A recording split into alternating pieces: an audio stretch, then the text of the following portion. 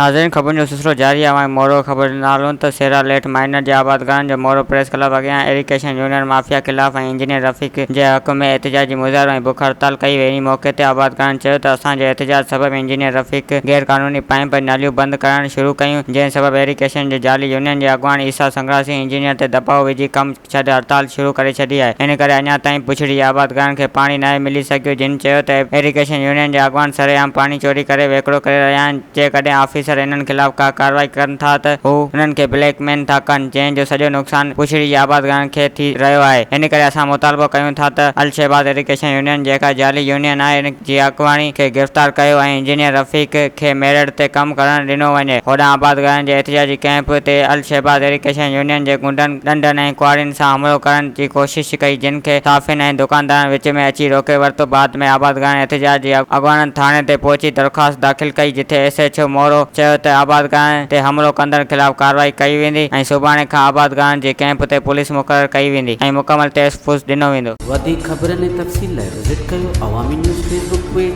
YouTube page ऐं अवामी news website.